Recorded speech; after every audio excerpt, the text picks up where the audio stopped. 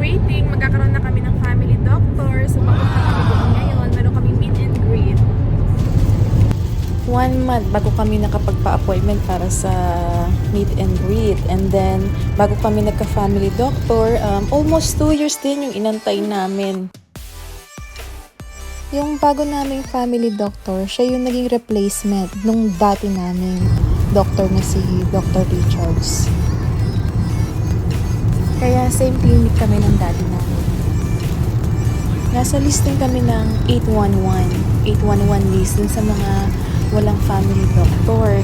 Kaya lang, hanggang ngayon hindi pa rin nila kami nabibigyan ng family doctor. Kaya nung tumawag yung dati naming clinic, inrap ko na. Dito kami sa may Lacewood, mga 30 minutes drive.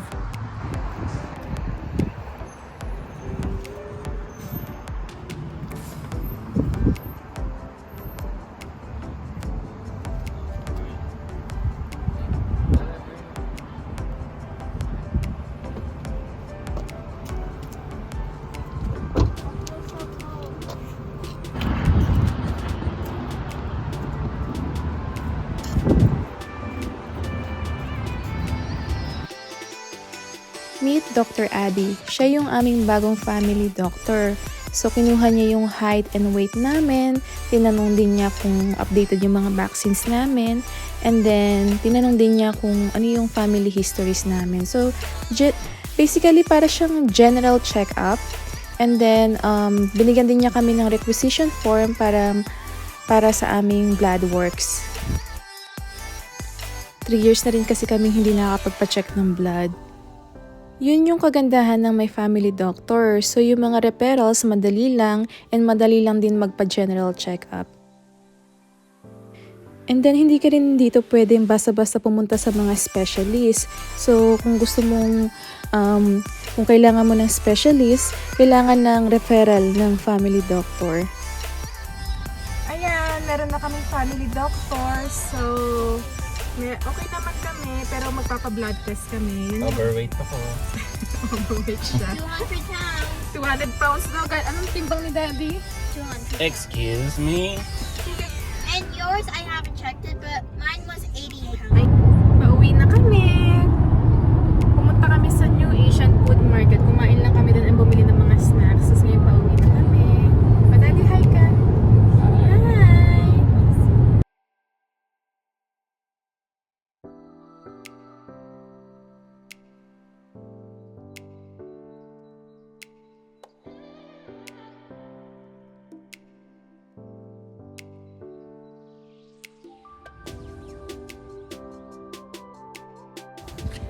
Ay, hello! Na-experience namin right now ang aurora. Nakakatuwa. Nakakatuwa. Hindi ko alam na magkakaroon ng Northern Lights. So, lumabas lang kami ni Liam para i-check yung moon. Kasi si Liam, mahilig siya sa moon. So, nung paglabas ko, nagulat na lang ako. Merong kulay yung sky. So, dali-dali kong tinawag yung asawa ko. Tapos sinabi ko, may aurora. Tapos ayun, lumabas din siya. Lumabas din si Bella. Kaya lang si Bella nilamig. Ayaw niya magstay sa labas. So, pumasok siya ng bahay. Pero, nakita din niya yung color sa sky. Na-experience naman niya. Maganda siyang experience at hindi rin namin ini-expect na makaka-experience kami ng aurora kasi hindi siya madalas dito sa Nova Scotia. So, it was a nice surprise. Hi. Hi! May aurora. May aurora borealis. Nakakatuwa. Akala ko talaga dati is color green lang siya. Yung pala, iba-iba pala siyang kulay. So, yung nakita namin is mostly red and then green.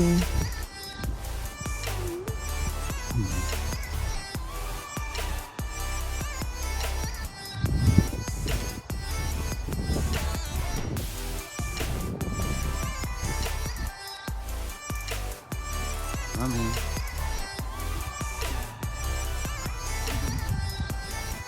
Kaya no, dito ako.